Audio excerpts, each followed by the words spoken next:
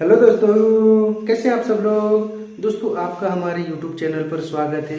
दोस्तों, आज मैं आपको बताने जा रहा हूँ चैप्टर 1 संख्या पद्धति, जो हमारे क्लास 9 के लिए और हमारे आने वाले एग्जाम के लिए भी बहुत ज़्यादा ज़रूरी है। और जैसा कि आपको पता है कि हमारा 9th का बोर्ड एग्जाम आने वाला है, जैक बोर्ड का, और इस बार भी हमारा 40 मार्क्स का आएगा मैथ। तो हमें क्या करना चाहिए जिससे हम 40 में 40 ला सकें।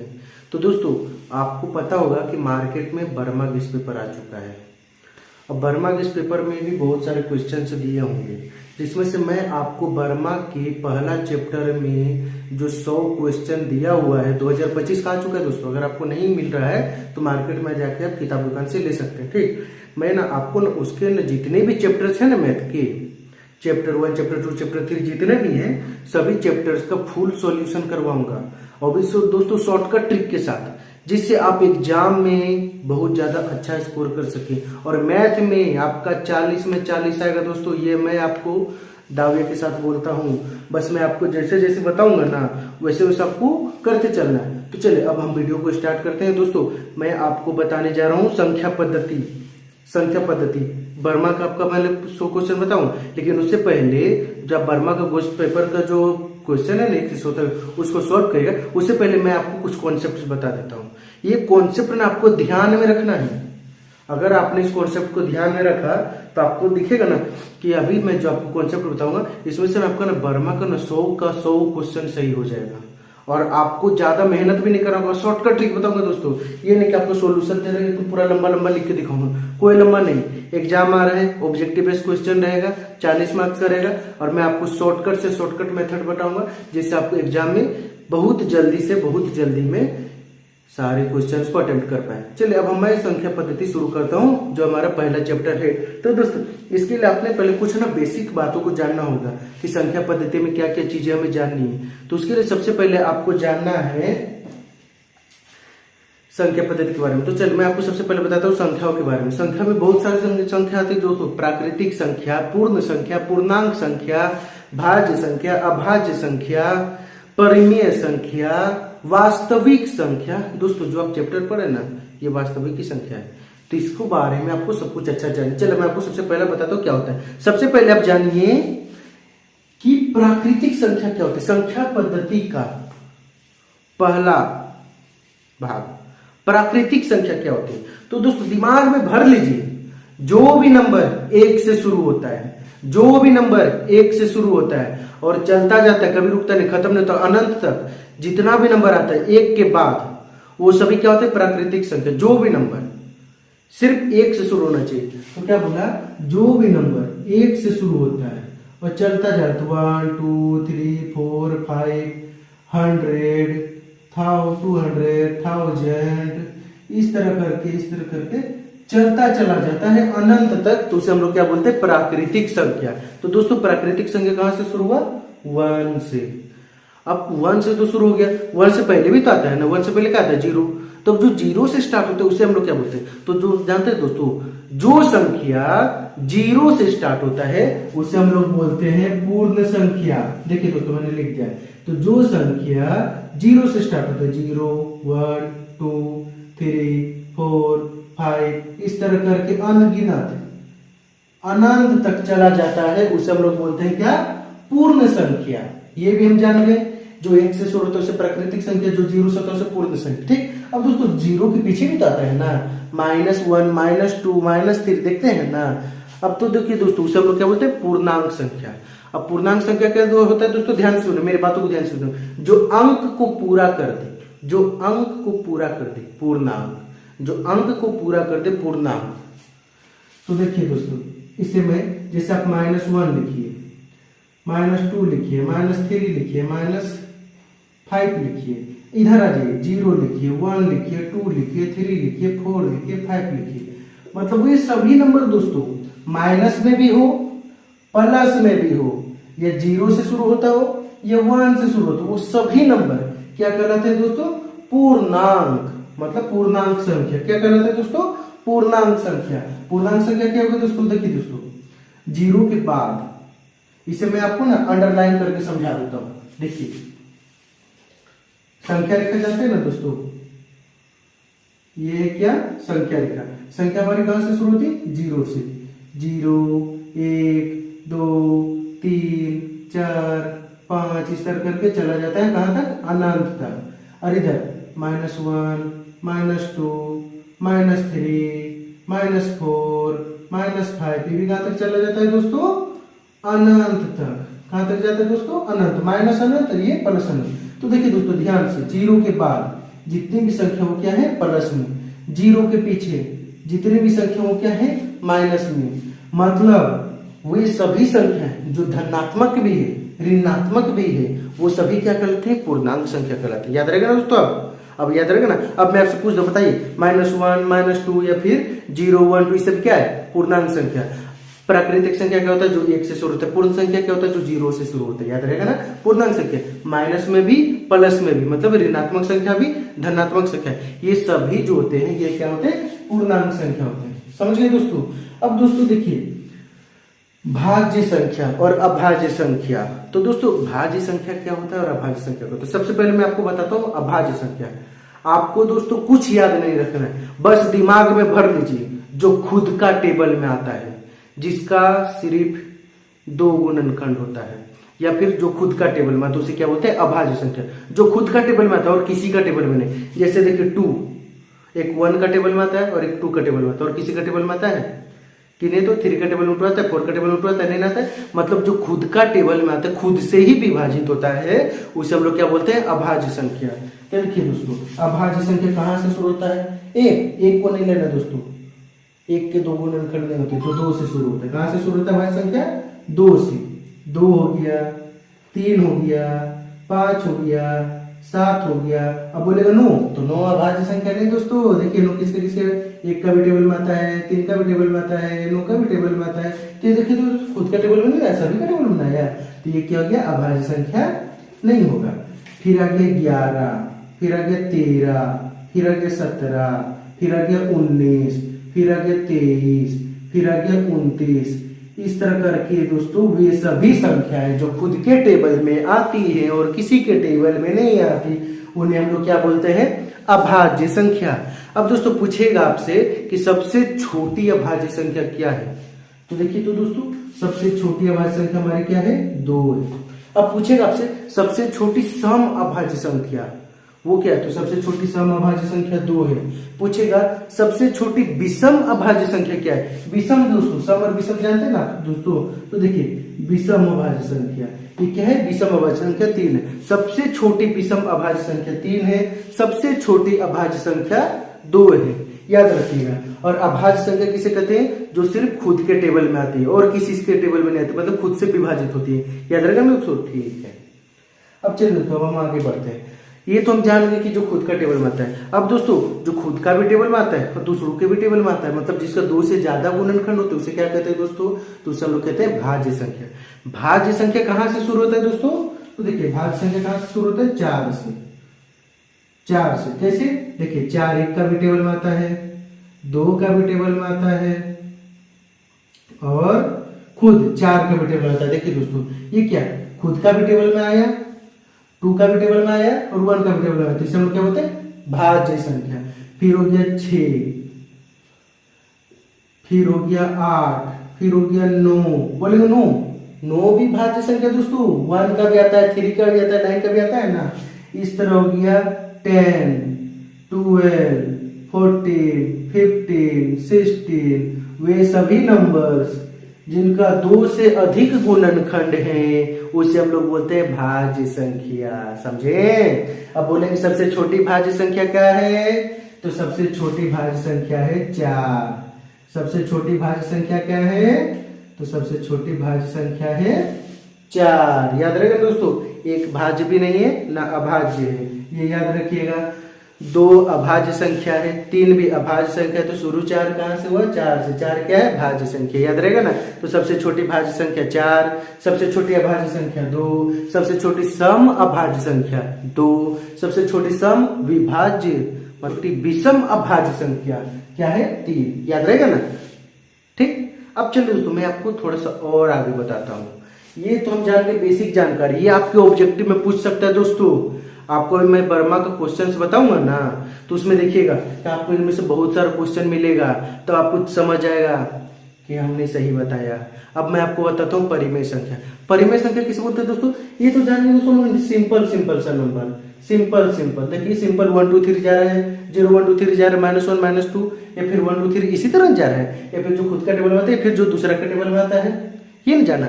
अब हम लोग को वो नंबर जानना है जो बट्टा में आता है। जैसे देखिए दोस्तों, यह मैं सिंपल सा लिखते हैं 1/2 बट्टा के रूप में आया, भिन्न के रूप में, मतलब वैसे सभी संख्याएं जिन्हें हम लोग भिन्न का रूप में लिख सकते हैं, p/q का रूप में लिख सकते हैं, उसको हम लोग बोलते हैं परिमेय संख्या। उसे हम लोग क्या बोलते हैं? परिमेय संख्या। याद करेंगे ना दोस्तों? तो देखिए दोस्तों, जैसे हम 1/2 हो गया, 3/2 p/q के रूप में लिख दिए, 7/2 p/q के रूप में लिख दिए, -3/2 माइनस भी आएगा दोस्तों, लिख दिए। और बोलते हैं दोस्तों जीरो। जीरो भी क्या है? एक परिमेय संख्या। कैसे? तो जीरो के भी नीचे कुछ नहीं तो क्या है? 1। याद रहेगा ना? अब सिंपल सा मैं आपको बोल देता हूं 2। 2 भी क्या है? एक परिमेय संख्या। कैसे? इसके नीचे कुछ नहीं तो क्या है? 1, p/q के रूप में लिख देना। अब जैसे देखिए दोस्तों, और मैं आपको बताता हूँ परिमेय संख्या। पाई का वैल्यू जानते हैं दोस्तों? 22/7। ये क्या होता है? परिमेय संख्या। अब दोस्तों बोलिएगा पाई होता अपरिमेय, और उसका जो वैल्यू होता है 22/7 वो परिमेय होता है। तो दोस्तों इसे मैं अभी कुछ देर बाद आपको जरूर बताऊंगा, इसलिए अभी आप सिर्फ याद रखिएगा 22/7 भी क्या होता है? एक परिमेय संख्या। 0.5 ये भी क्या होता है दोस्तों? परिमेय संख्या। कैसे?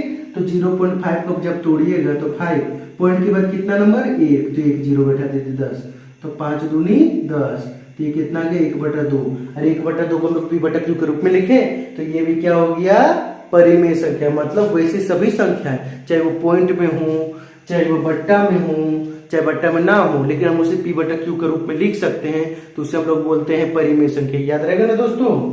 ठीक। अब दोस्तों देखिए तो p/q के रूप में, लेकिन दोस्तों जो नीचे वाला चीज है ना, जैसे देखिए 7/2 लिखे, तो यहाँ पर 7/0 मान लीजिए दे देते, तो ये क्या है? परिमेय संख्या होगा? नहीं दोस्तों, ये क्या हो जाएगा? अपरिभाषित। तो याद रखिएगा दोस्तों, ये जो p/q का हम लोग रूप में लिख रहे हैं ना, p/q के रूप में तो लिख दिए, लेकिन q जो है कभी भी 0 के बराबर नहीं होना चाहिए। मतलब किसी का भी नीचे कभी भी 0 नहीं आता है। अब दोस्तों ये तो सिंपल बात है। एक और बता देता हूं, ले लीजिए, मान लीजिए √4। तो √4 को तोड़ेंगे तो क्या आएगा?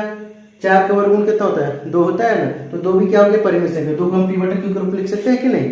तो वैसे रूट के अंदर जिसको हम लोग तोड़ सकते हैं वो भी क्या होगा? परिमेय संख्या। अभी मैं आपको थोड़ी देर में वो भी बताऊंगा दोस्तों। अभी सिर्फ आप याद रखिए परिमेय संख्या होता क्या है, जिसे हम लोग बट्टा के रूप में लिख सकते हैं, उसे क्या बोलते हैं हम लोग? परिमेय संख्या। याद रहेगा ना? अब दोस्तों एक और आता है अपरिमेय संख्या।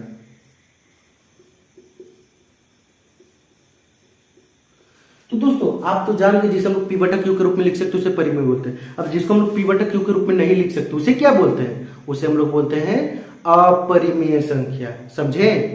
क्या बोलते हैं? अपरिमेय संख्या। कैसे? अब किसे किस हम लोग नहीं लिख सकते? तो दोस्तों जैसे देखिए √3, √2, √5, ये वैसे सभी ये रूट है दोस्तों। देखिए दोस्तों √5 इसको तोड़ पाइएगा? नहीं पाइएगा। तो ये क्या हो गया? अपरिमेय संख्या।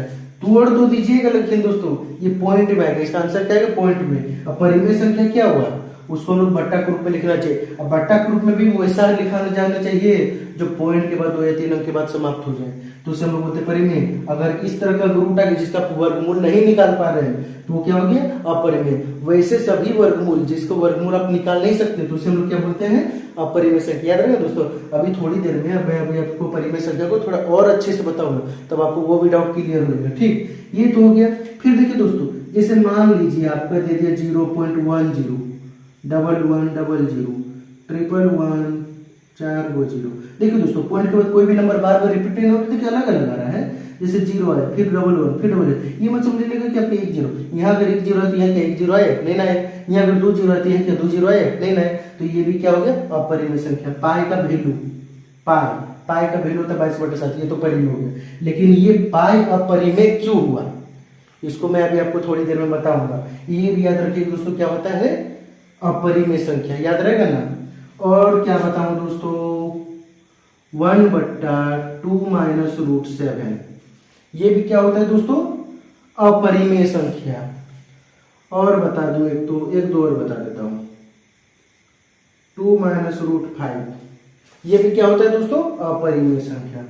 मतलब ये वैसी सभी संख्या है जिसका आप वर्गमूल नहीं निकाल सकते हैं, या फिर आप उसको भिन्न का रूप में नहीं लिख सकते हैं। अगर लिख सकते हैं तो इस रूप में नहीं आएगा जिससे वो पूरी तरह टूट जाए, वो क्या होगा, अपरिमेय संख्या। इतना याद रहेगा ना दोस्तों। अब आपको समझ गए प्राकृतिक संख्या क्या होता है, जो 1 से शुरू होता है। पूर्ण संख्या क्या होता है, जो 0 से शुरू होता है। पूर्णांक संख्या क्या होता है, जो माइनस नंबर प्लस नंबर दोनों रहता है। फिर क्या था, अभाज्य संख्या, जो खुद का टेबल में आता है। सबसे छोटी अभाज्य संख्या 2 होती है।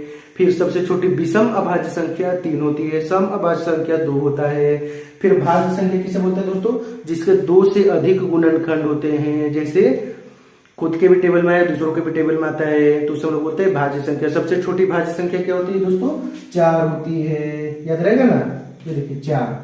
फिर आ गया परिमेय संख्या, जिसको हम लोग भिन्न का रूप में लिख सकते हैं, उसे क्या बोलते हैं हम लोग दोस्तों, परिमेय संख्या। और जिसको हम लोग भिन्न का रूप में नहीं लिख सकते उसे क्या बोलते हैं हम लोग दोस्तों, अपरिमेय संख्या। याद रहेगा ना, रहेगा कि नहीं। चलिए आप जल्दी से इसे नोट कीजिए। अब मैं आपको परिमेय संख्या के बारे में कॉन्सेप्ट बताऊंगा, जिसका आप यूज करके अपना जो वर्मा केस पेपर है ना, उसके सारे क्वेश्चन को कंप्लीट कर देंगे। और आपका एग्जाम का चैप्टर 1 से रिलेटेड जितना क्वेश्चन है सारा कवर हो जाएगा, एक भी क्वेश्चन छूटने नहीं दूंगा दोस्तों। जल्दी से आप इसे नोट कीजिए, मैं स्टार्ट हो जाता है।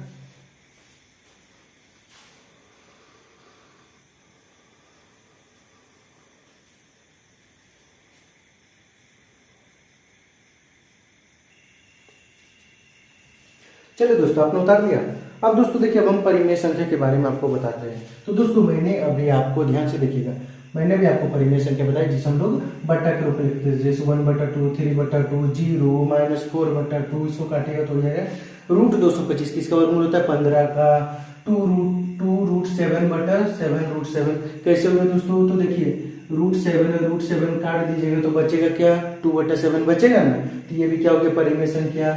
0.5 पॉइंट हटाइएगा तो नीचे एक 10 जाएगा, तो 5 दूनी 10, तो ये भी क्या हो गया, एक परिमेय संख्या हो गया।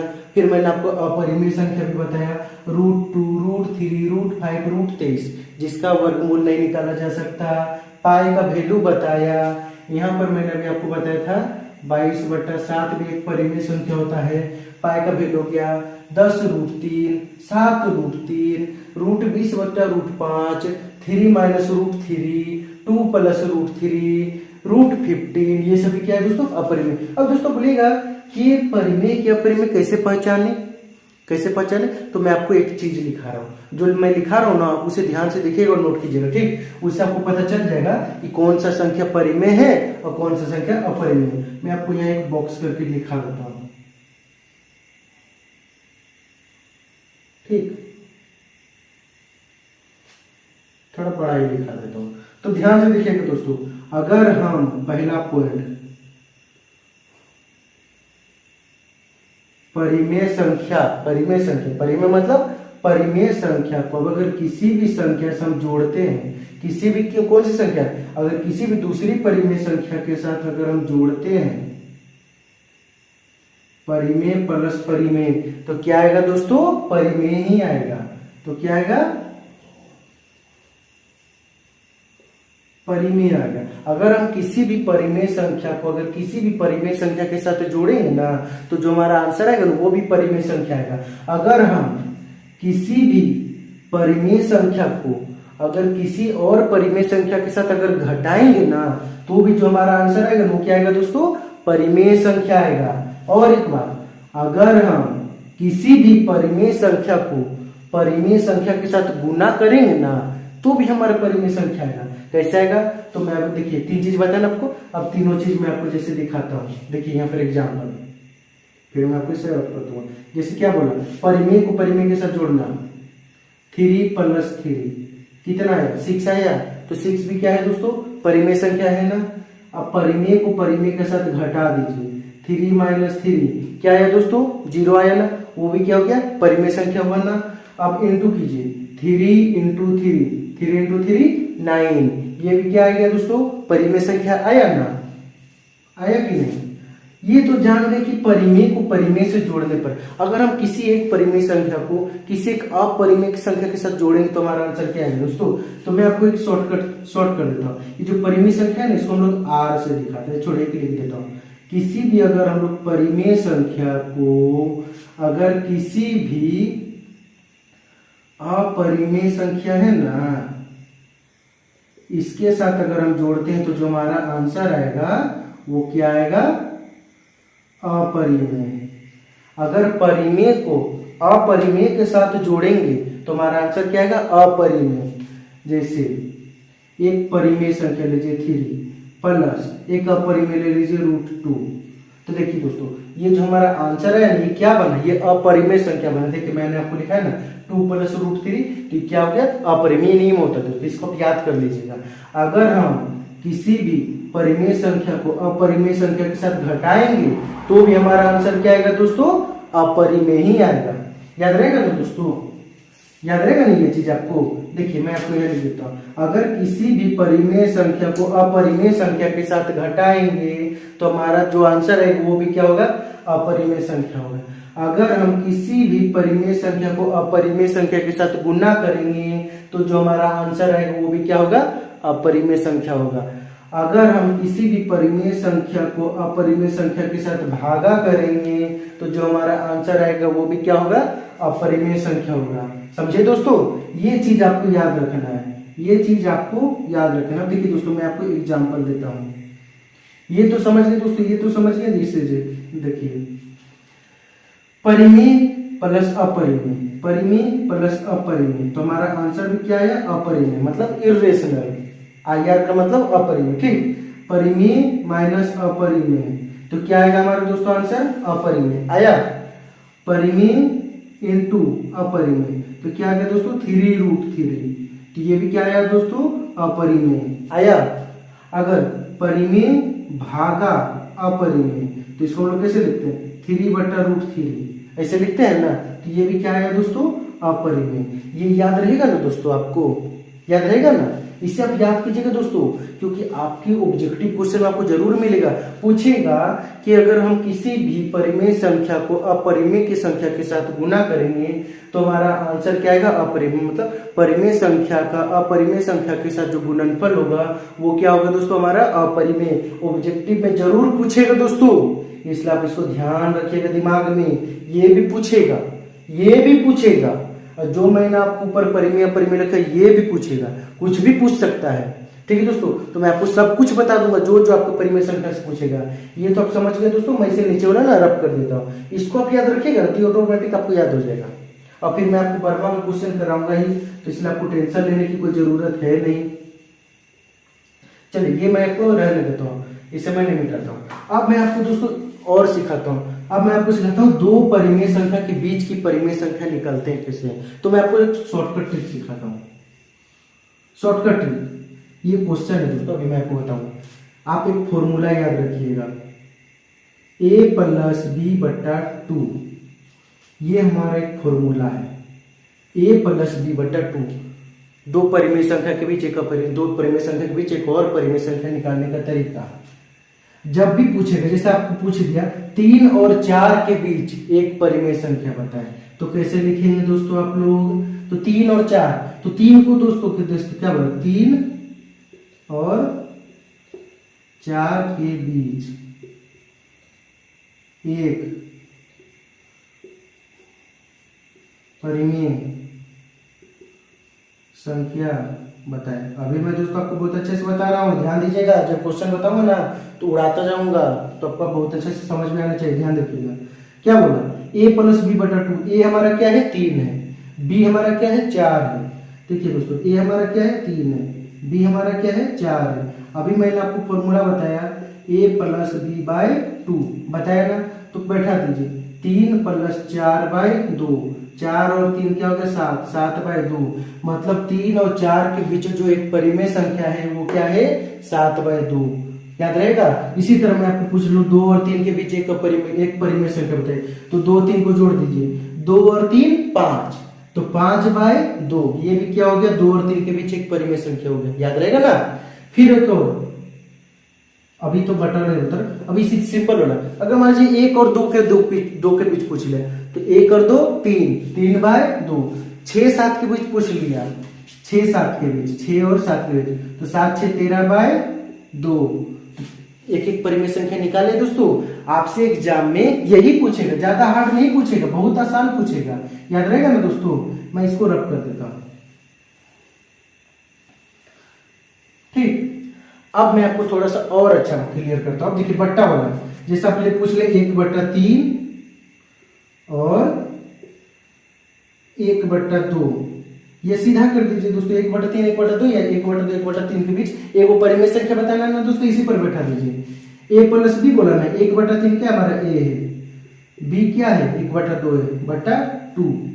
अब आपको सीधा सिखा रहा हूं, भीम का जोड़ है ये, एलसीएम उलसीएम भी नहीं आता है ना, तो दिमाग में भर लीजिए, क्रॉस कर दीजिए, जोड़ है ना, तो 2 एकम 2 प्लस 3 एकम 3, अब बटे में 3 और 2 का एलसीएम कितना होता है दोस्तों, 6 होता है, हो गया। अब इसके भी बटे 2 आया। अभी देखिए दोस्तों, 3 2 कितना होता है 5/6, और नीचे का 2 कहां चल गया, यहाँ चल गया, आ गया ना। अब आपको कुछ नहीं करना दोस्तों, ये जो 2 है ना, ये 6 के साथ इंटू हो जाए, कैसे, इस 2 के नीचे कुछ नहीं तो क्या है 1, तो ये लिखा गया 5/6 गुना 1/2, तुम्हारा आंसर क्या आ गया 5/12। आया कि नहीं दोस्तों, कितना आसान है। सिर्फ 2 संख्या के बीच आपको एक ही परिमेय संख्या निकाल के दिखाना है, और यही जो आंसर है ना आपका ऑप्शन में दिया हुआ रहेगा, और ये ऑप्शन में दिया हुआ रहेगा, इसी को आपको टिक करना है, OMR में फिल कर देना, आपके 1 नंबर क्लियर, समझे। और एक क्वेश्चन मैं आपको बताता हूं, इसे आप नोट कर लीजिएगा दोस्तों, ठीक है। रब कर दो, ठीक है, कर देता हूं। अब देखिए दोस्तों,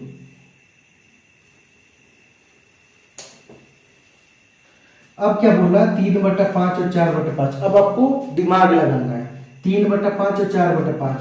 तो देखिए दोस्तों, यहाँ देखिए नीचे सेम सेम है, जब नीचे सेम सेम रहेगा ना, तो सिंपल से ऊपर वाला को जोड़ दीजिए, क्या कीजिए, जोड़ दीजिए, 4 3 7, नीचे कितना था 5 था, और इसके नीचे कितना था 2 था, तो 7/5 आया ना, 5 को 2 से गुना कर दीजिए, तो कितना जाएगा 7/10। कितना इजी में निकल गया, निकला कि नहीं, मात्र 2 से 3 सेकंड में आप कर दीजिएगा दोस्तों, समझे, बहुत इजी है। और याद रखिएगा, इसे मैं आपको थोड़ा बना के दिखा दूं, जैसे देखिए 3/5 है और 4/5 है, इसके बीच आपको एक परिमेय संख्या निकालना। देखिए दोस्तों, जब नीचे वाला सेम सेम रहेगा ना, कुछ नहीं करना है। देखिए क्या बोला था, a + b/2, 4 3 7, 4 3 7, 5 है ना, 5 5, तो 5 को 2 से गुना कर दीजिए, 5 दूना 10, आ गया ना। एक और पूछता हूं, 1/2 और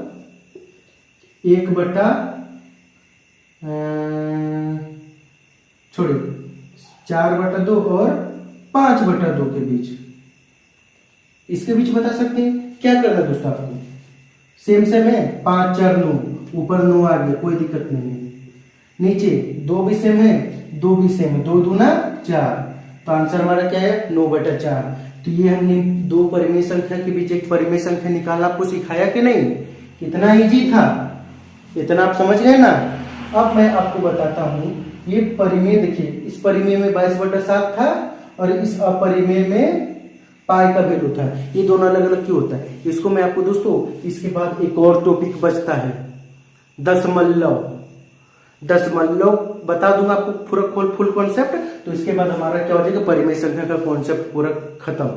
इसके बाद हम वर्मा का क्वेश्चन लगाना शुरू कर देंगे, ठीक। आप इसे नोट्स कीजिए, मैं साइड हो जाता हूं, फिर मैं आपको बताऊंगा दशमलव।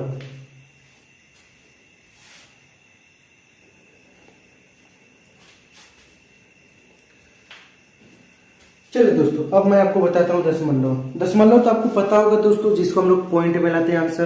तो यहाँ पर आपको जानना दशमलव के प्रकार। दशमलव 2 तरह के होते हैं दोस्तों, एक शांत दशमलव, एक अशांत दशमलव। अब ये जो अशांत दशमलव है ना अभी दोस्तों, ये भी 2 तरह के होते हैं। तो हमको जानना होगा ना शांत दशमलव अशांत दशमलव क्या होता है, तो मैं आपको भी बताऊंगा। पहले आप सुनिए ध्यान से। अशांत दशमलव 2 तरह के होते हैं, एक अशांत आवर्ती और एक अशांत अनावर्ती या फिर अशांत अनुवासनी। आपको वर्मा जो भी मिलेगा उस पर टिक करेगा। अगर अनावर्ती मिला तो भी अशांत दशमलव है, और अनुवासनी मिला तो भी अशांत दशमलव है। अब दोस्तों देखिए, अब शांत और अशांत होता क्या है, तो पहले हम लोग जानते हैं शांत।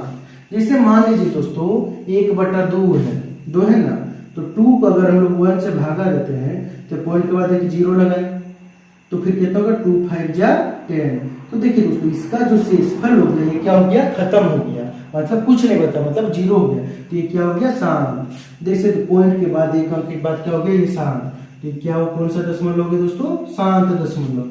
पॉइंट के एक अंक के बाद ये आ गया, तो ये क्या हो गया, शांत दशमलव। समझे दोस्तों, 19/8, अगर इसको 8 को अगर 19 से डिवाइड दीजिएगा तो कितना आएगा, 8 2 जा 16, 9 में 6 गया 3, खत्म। फिर पॉइंट लगा के 0 बैठेगा, 8 चौका 32, 8 तिया 24, 10 में 4 घटा 6, 2 में 2 गया खत्म, फिर एक 0 बैठेगा, 8 7 56,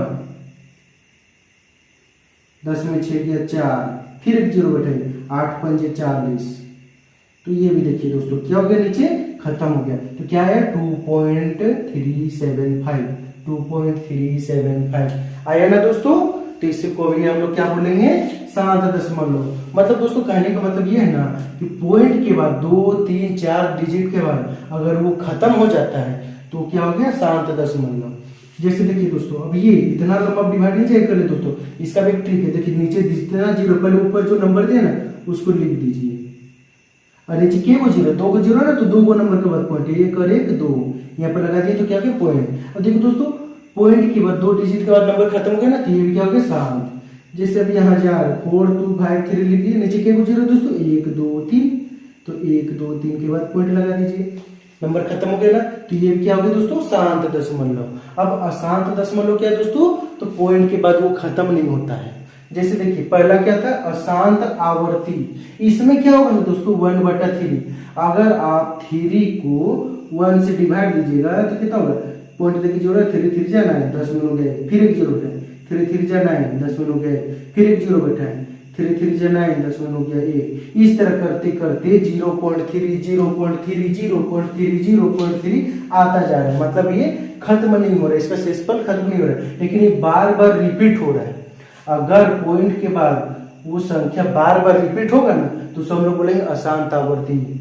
अगर 22/7 का वैल्यू देखिए दोस्तों, क्या होता है, 3.142857, यहाँ पर फिर से रिपीट हो जाता है, 142857 142857 142857। अगर आपको यकीन नहीं होता ना तो आप डिवाइड करके देख लीजिए, उतना नहीं पता तो मोबाइल में कैलकुलेटर वहां डिवाइड देखिएगा, 142857 142857 ही दिखाएगा। तो ये क्या हो रहा है, रिपीट हो रहा है, रिपीट हो रहा है ना, इसलिए ये क्या हो गया, अशांत आवर्ती। 2/3 इसको भी आप डिवाइड दीजिएगा तो 0.6666 आता जाएगा। ये भी क्या हो रहा है, बार बार आ रहा है, तो ये क्या हो गया, अशांत आवर्ती। अब वैसा नंबर दोस्तों जिसको आप डिवाइड दीजिएगा तो पॉइंट के बाद रिपीट नहीं होगा, तो उसे हम लोग बोलते हैं अशांत अनावर्ती। जैसे √2 का वैल्यू होता है 1.1421356 इस तरह आता जा रहा है, रिपीट नहीं हो रहा। देखिए दोस्तों, कहीं पर रिपीट हो रहा है, तो ये क्या हो गया, अशांत अनावर्ती या अशांत अनवासनी। √3 का भी बोल 1.73205080 आता जा रहा है ना, तो ये भी क्या हो गया, अशांत अनावर्ती। और एक पाई का वैल्यू, अब मैं आपको समझाऊंगा कि पाई का वैल्यू 22/7 परिमेय क्यों है और पाई अपरिमेय क्यों है। छोड़िए, अभी ध्यान से देखिए, 3.1459265 अलग अलग नंबर आ रहा है, तो ये भी क्या हो गया, अशांत अनावर्ती। फिर अगर इस तरह का नंबर है 0.101100 फिर 111 4 को 0, मतलब एक ही जैसा नहीं है, अलग अलग आ रहा है, तो ये भी क्या हो गया, अशांत अनावर्ती। समझे दोस्तों, तो ये था दशमलव के 2 प्रकार, एक शांत एक अशांत। अशांत भी 2 तरह के, अशांत आवर्ती जिसमें बार बार रिपीट होता है, अशांत अनावर्ती अनवासनी जो बार बार रिपीट नहीं होता। अब यहाँ पर एक ध्यान से चीज सुनिए दोस्तों, ये जो शांत दशमलव दिख रहा है ना आपको, इसको हम लोग बोलते हैं परिमेय संख्या। शांत दशमलव क्या होता है तो दोस्तों, परिमेय संख्या। आपका क्वेश्चन में पूछा था ना 0.5 1/2 का रूप में लिख पाए ना, तो इसको हम लोग क्या बोलते हैं, परिमेय संख्या। अब यहाँ पर देखिए दोस्तों, यहाँ पर अशांत आवर्ती, ये क्या होता है दोस्तों, परिमेय संख्या। क्या होता है दोस्तों, परिमेय संख्या, मतलब रेशनल नंबर। और ये वाला दोस्तों ये क्या होता है? अपरिमेय संख्या। ठीक, ये क्या होता है? अपरिमेय संख्या। अशांत आवर्ती परिमेय संख्या, पॉइंट के बाद अगर वो बार बार संख्या रिपीट हो रहा है ना तो उसको हम लोग बोलते हैं अशांत आवर्ती। अब पॉइंट के बाद अगर बार बार रिपीट नहीं हो रहा तो उसे हम लोग बोलते हैं अशांत आवर्ती। अशांत आवर्ती परिमेय होता है, अशांत अनावर्ती अपरिमेय होता है, और ये अशांत दशमलव की परिमेय संख्या होता है। तो दोस्तों अब यहाँ पर देखिए पाई का वैल्यू, यहाँ पर पाई का वैल्यू देखिए तो 3.142857 था ना। अब यहाँ पर देखिए पाई मतलब यह 22/7 का वैल्यू था, सॉरी, और यहाँ पर देखिए पाई का वैल्यू 3.1459 था ना। तो दोस्तों हम लोग दशमलव में ना पॉइंट के बाद ज्यादा से ज्यादा दो संख्या लेते हैं ना, दो संख्या देखिए दोस्तों यहाँ पर लेते हैं 14 और यहाँ पर भी क्या है 14। इन्हीं कारण इसको हम लोग पाई का वैल्यू को 3.14 लेते हैं। ये तो ऐसे पाई का वैल्यू देखिए अलग अलग है, तो ये क्या हो गया? अपरिमेय संख्या में। और यहाँ पर पाई का वैल्यू देखिए बार बार रिपीट हो रहा है, और ये क्या हो गया? परिमेय संख्या। अब दशमलव को याद रहेगा ना दोस्तों, दशमलव दो तरह के, शांत अशांत।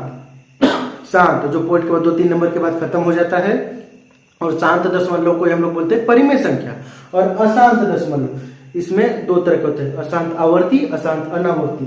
अशांत आवर्ती में पॉइंट के बाद रिपीट होता है, और ये क्या होता है? परिमेय संख्या होता है। एक होता है अशांत अनावर्ती, पॉइंट के बाद रिपीट नहीं होता, तो इसे हम लोग क्या बोलते हैं? अपरिमेय संख्या। ये इतना कॉन्सेप्ट जो मैंने आपको अभी बताया ना दोस्तों, इस कॉन्सेप्ट के थ्रू आपका बर्मा में 100 क्वेश्चन है ना, उसमें से 50 से 52 क्वेश्चन पूरा कंफर्म बन जाएगा। अब बोलिएगा फिर 53 से 100 तक, उसके बाद मैं दोस्तों आपके लिए और भी कॉन्सेप्ट लाऊंगा ना, अभी बाकी है दोस्तों, कॉन्सेप्ट भी बाकी है, वो मैं आपको 50 क्वेश्चन को सोल्व करवाने के बाद फिर बताऊंगा एक बार। तो दोस्तों ये था हमारा कॉन्सेप्टुअल क्लास, जिसमें मैंने आपको परिमेय संख्या क्या होता है, छोटे छोटे बेसिक नॉलेज आपको दिया। अब इन सभी चीजों का आप ध्यान से देख लीजिएगा, अपने नोटबुक में उतार लीजिएगा। बर्मा का क्वेश्चन भले ना उतारिएगा, लेकिन इस कॉन्सेप्ट को जरूर उतारिएगा, इससे आपका क्लियरिटी कंप्लीट हो जाएगा। बर्मा का आपका एक एक क्वेश्चन नहीं छूटेगा, एग्जाम में आपका सारा क्वेश्चन कंप्लीट हो जाएगा। चलिए दोस्तों अब हम मिलते हैं नेक्स्ट वीडियो में बर्मा के क्वेश्चंस के साथ। अभी के लिए मैं आपको थैंक यू बोलता हूं कि आपने हमारे वीडियो को लास्ट तक देखा, और आप दोस्तों चैनल को सब्सक्राइब कर लीजिए, बेल आइकन को प्रेस कर लीजिए। क्लास 9 का, क्लास 10 का, क्लास 8 का, 11-12 का भी वीडियो धीरे धीरे आएगा दोस्तों। तो आप वीडियो को ना ज्यादा से ज्यादा शेयर कीजिएगा अपने दोस्तों को, और उन्हें भी सब्सक्राइब कर लेने बोलिएगा, ताकि आपका 9 क्लास का एग्जाम, आपके दोस्तों का एग्जाम बहुत अच्छा चले। चलिए अब हम मिलते हैं नेक्स्ट वीडियो में। Thank you. आप इसे नोट कर लीजिए।